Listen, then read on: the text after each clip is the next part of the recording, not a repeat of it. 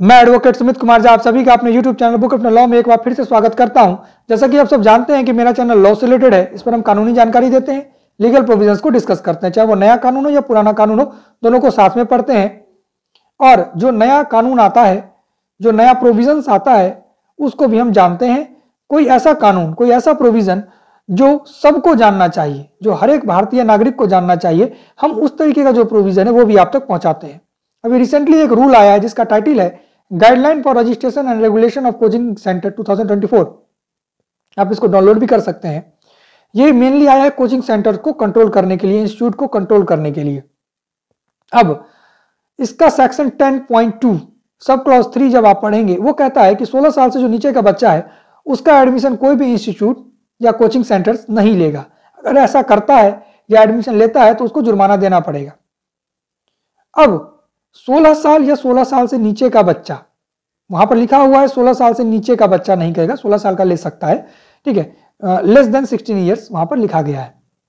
अब हम जानते हैं इसके साथ एक और बात लिखी गई है, वो लिखी गई है कि जो सेकेंडरी एजुकेशन जिसका कंप्लीट हो गया है वो ले सकता है। अगर वो सेकेंडरी एजुकेशन उसका कंप्लीट नहीं हुआ है तो वो एडमिशन नहीं लेगा। इन दोनों में से कोई एक बात जो है पूरा होना चाहिए, या तो वो 16 साल से ऊपर का हो या फिर वो सेकेंडरी एजुकेशन जो है वो पास कर गया हो, ठीक है। इन दोनों कंडीशन में से कोई एक कंडीशन जो है फुलफिल होना चाहिए।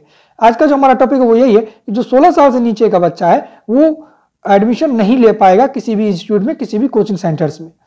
इसका जो एक्सेप्शन है वो ये है कि कोई भी क्रिएटिव एक्टिविटी, ठीक है, ये सिर्फ ये जो रूल है वो सिर्फ एकेडमिक पर्पस के लिए, सिर्फ एकेडमिक को देखा जाएगा। जहां पर हम किताबी पढ़ते हैं इंजीनियर बनने के लिए, डॉक्टर बनने के लिए, या कोई भी जो हमारा एकेडमिक पढ़ाई है उसके बारे में यहां पर लिखा गया है।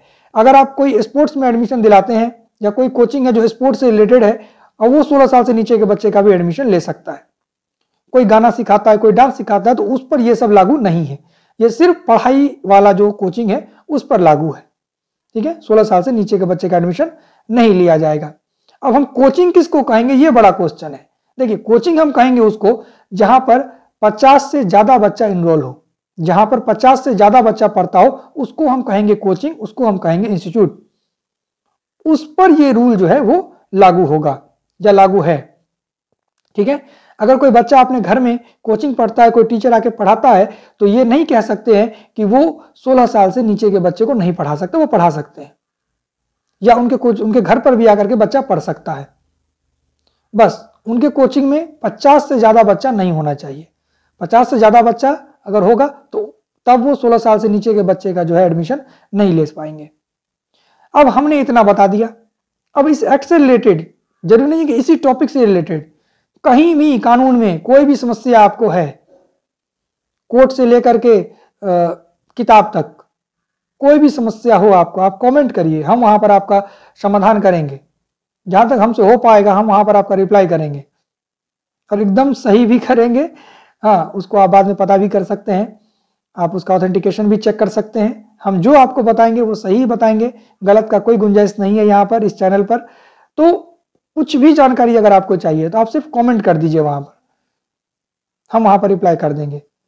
अब ये बहुत बड़ा गाइडलाइन है। अब इस गाइडलाइन में मान के चलिए आपको जानना है, मैंने बता दिया कि कोचिंग किसे कहेंगे, कितने साल तक का बच्चा एडमिशन नहीं लेगा, ये हमने बता दिया। अब मान के चलिए कि आपको जानना और कुछ है, एक्सेप्शन भी हमने बता दिया कि कोई क्रिएटिविटी वाला जो इंस्टीट्यूट है, कोचिंग है, उस पर ये लागू नहीं है।